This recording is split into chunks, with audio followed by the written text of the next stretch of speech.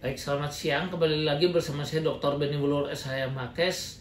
Saya selaku kuasa hukum dari beberapa nasabah Wana Arta di sini mau menjelaskan perkembangan terakhir dari gugatan kita, di mana gugatan kita perbuatan melawan hukum yang kita tujukan baik kepada tim likuidator, pemegang saham maupun para direksi daripada Wana Arta kemarin sudah memasuki agenda sidang pemeriksaan saksi, di mana saksi kita dari salah seorang nasabah telah cukup baik dan cukup lugas dan jelas menjelaskan tentang dugaan kerugian yang ditimbulkan, karena di sini ada dugaan perlakuan istimewa yang dilakukan baik dari Bareskrim maupun dari OJK terhadap Wana Arta.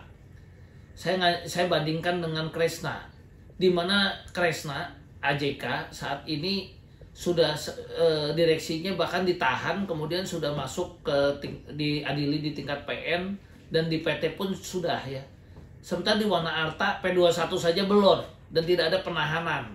Sehingga diduga kuat ada terjadi perlakuan khusus atau anak emas terhadap Wana Arta yang diduga juga dilakukan baik di Bareskrim maupun di OJK. Ya, kemudian bisa-bisanya tim likuidator kita kupas dan saksi kemarin juga cukup baik menjelaskan. Tim likuidator tidak berkompeten sehingga dipandang kurang mampu dan kurang paham di dalam menjalankan tugasnya sebagai likuidator. Karena walaupun memang tidak dilarang tim likuidator bisa memegang perkara, tapi kan di POJK dikatakan harus berkompeten. Berkompeten apa ukurannya? Kan harus bersertifikat. Ya, nah ini yang harus diluruskan. Kenapa? Ketika dia mungkin tidak pernah belajar atau mendalami kursus atau pendidikan atau apapun juga mengenai likuidator, akhirnya kan dia beberapa kali juga melakukan hal-hal yang dibuktikan telah merugikan nasabah.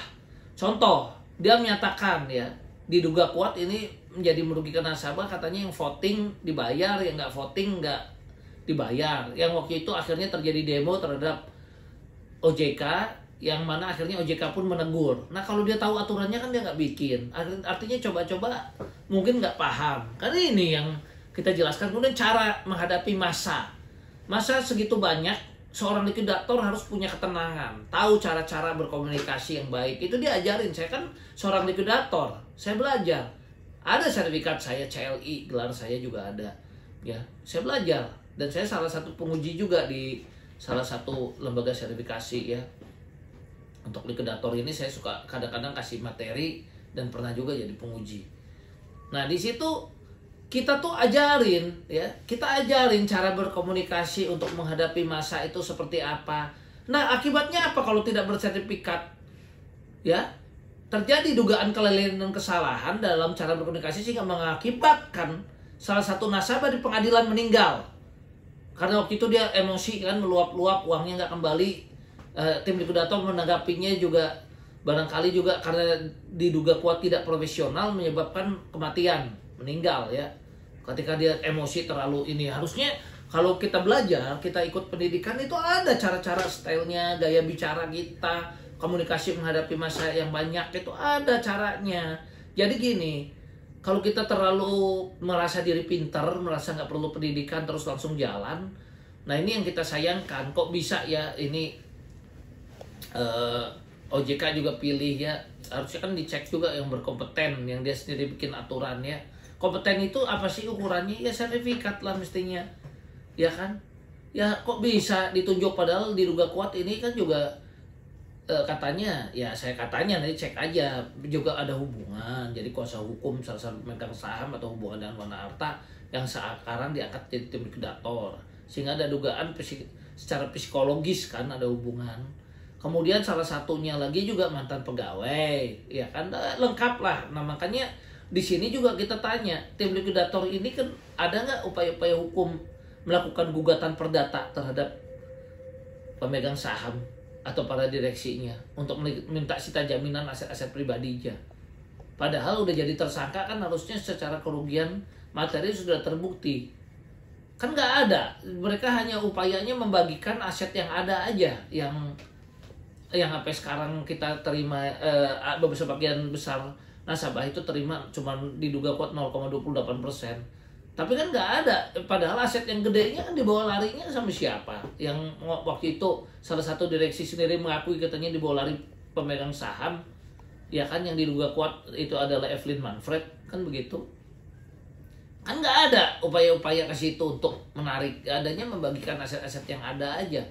Apakah itu perbuatan-perbuatan dari likuidator ini juga kan perlu disoroti. Nah, makanya kita lakukan gugatan PMH, dan itu kita minta dukungan tentunya, ya kan. Nah, kemudian ya di sini juga taktik tim likuidator melakukan lobby-lobby terhadap nasabah-nasabah yang berpengaruh, ya kan, supaya ketarik, tidak jadinya nanti jadi melemahkan. Ya tapi kan itu cuma menguntungkan beberapa nasabah aja, tidak menguntungkan seluruh nasabah. Padahal tim likuidator harusnya bertindak kan juga memikirkan juga untuk kepentingan seluruh nasabah, ya.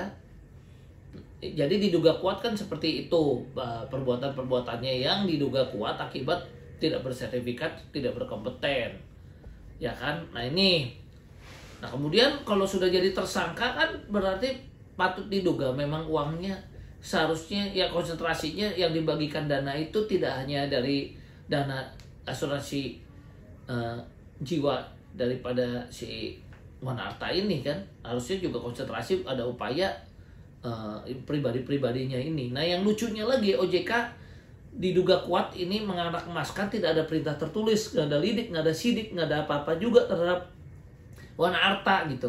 Tapi terhadap satu perusahaan lainnya, AJK dikeluarkan perintah tertulis, ada lidik, ada sidik, ya kan. Ya diduga kuat overacting lah menurut saya ya.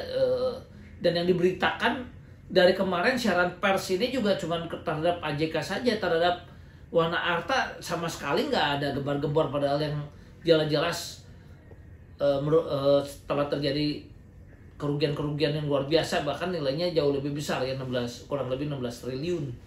Ya, nah ini yang kita sayangkan, sehingga melalui YouTube ini saya memohon kepada Pak Kapolri, Pak Presiden terpilih, Menko Polhukam, ya, untuk memperbaiki ya Pak, ini tolonglah, diduga kuat ada oknum, diduga kuat, saya nggak tuduh pejabat-pejabat yang diduga kuat melakukan diskriminasi yang saya nggak tahu ini ada apa gitu kan, sehingga merugikan khususnya para nasabah-nasabah ini gitu.